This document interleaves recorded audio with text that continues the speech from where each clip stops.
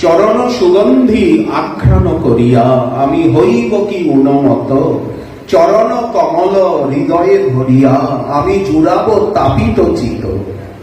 চরণ কমলকে বুকে নিয়ে কবে আমি আমার তপ্ত প্রাণকে শীতল করব।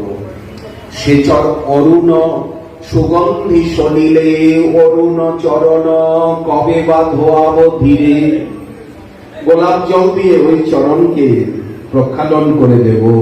সে চরণামৃত পান করি কবে ভাসিব আনন্দ নীরে। এই হচ্ছে ভক্তি।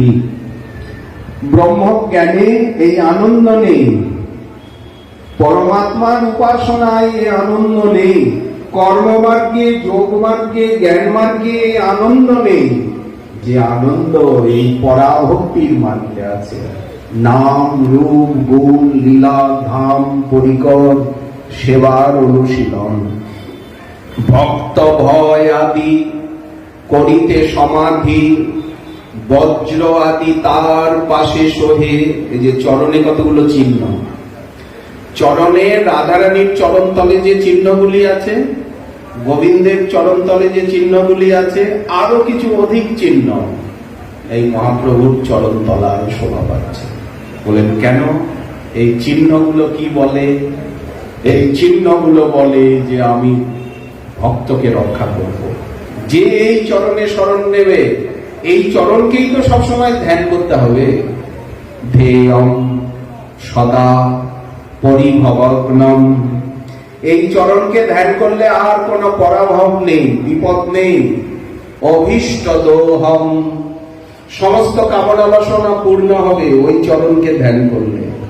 যতই ওই চরণকে আমরা আপন করে নেব, ওই চরণ আমাদের যতই আমাদের নয়ন মন প্রাণ আকৃষ্ট হবে, লুব্ধ হবে, সমস্ত বাধা বিপত্তি গেল, সমস্ত কামনা বাসনা পূর্ণ হবে।